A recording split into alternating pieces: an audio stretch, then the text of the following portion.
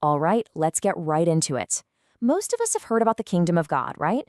It's usually talked about as this thing in the future, something we're all waiting for. But what if that whole idea is wrong? Today, we're looking at a source that makes a pretty wild claim. The kingdom isn't on its way. It's already here. For something like 2,000 years, this line has been a cornerstone of faith for millions. It's a call to get ready, to prepare, because the divine kingdom is just around the corner.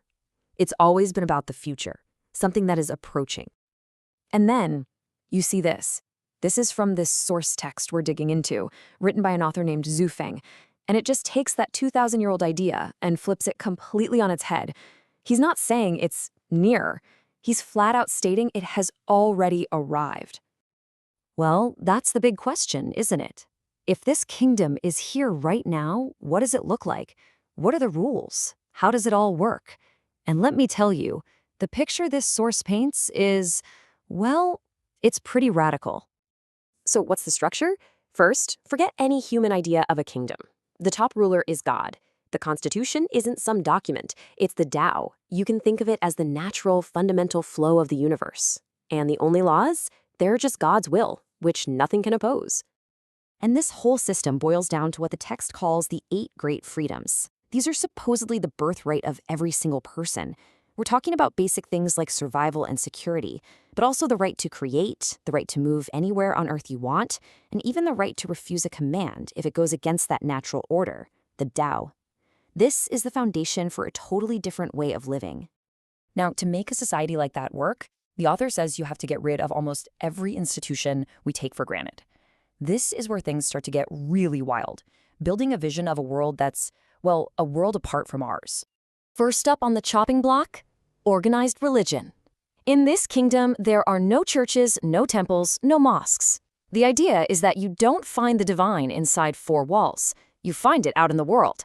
The mountains, the rivers, the sun, the moon, the stars. Those are the new temples. What's next? Government. Say goodbye to nations, political parties, even distinct religions. The whole planet becomes one single home for everybody.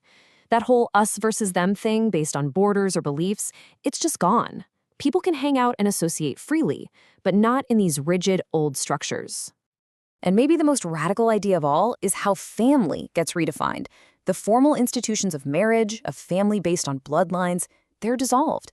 Instead, the philosophy is that free love is marriage, and everyone, literally everyone in the kingdom, is considered your kin. It's a vision of one single universal human family. So, to put it all together, power structures are just gone. Nobody rules over anybody else. Economically, all resources belong to God, which basically means they're shared by everyone. And your job, your purpose, it's to be a creator. Whether you're creating art, ideas, or things, that's your role. Okay, a vision this big, this different, needs a serious justification, right? It can't just come out of nowhere. And according to this text, it all goes back to a huge misunderstanding of the book of Genesis, specifically a new way of reading one single, crucial verse. So here's the little mystery that the entire theory is built on.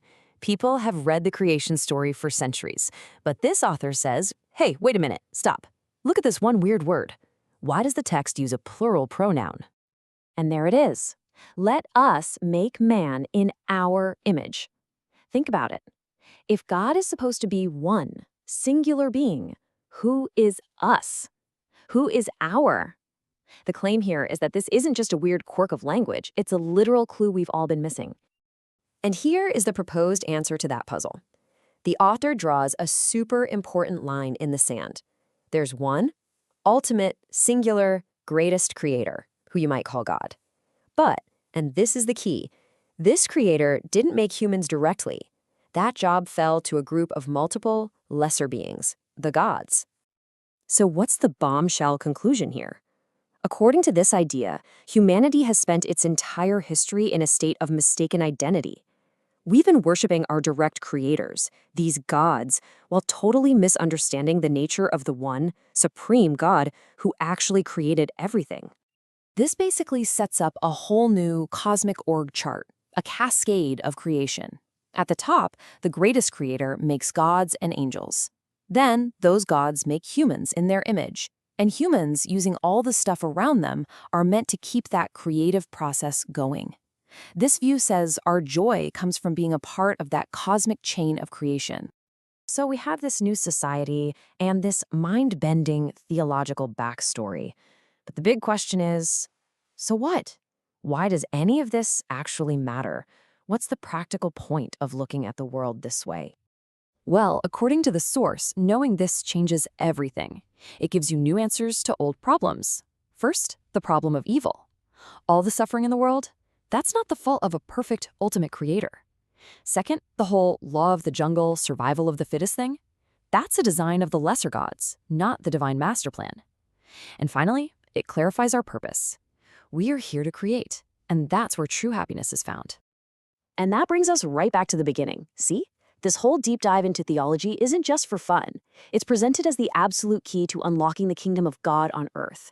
The argument is that once you understand who really created you and what you're here for, that's when you can finally live in this world without borders, without bosses, and without any rules except the natural flow of the universe. The source leaves us with this really stark, powerful choice. It's not a suggestion, it's an ultimatum. A vision of a totally new way to live that's built on a radical rewrite of the past. And it leaves you with a final thought to chew on. If the blueprint for a perfect world requires you to redefine God, family, and society, what is that choice really asking of you?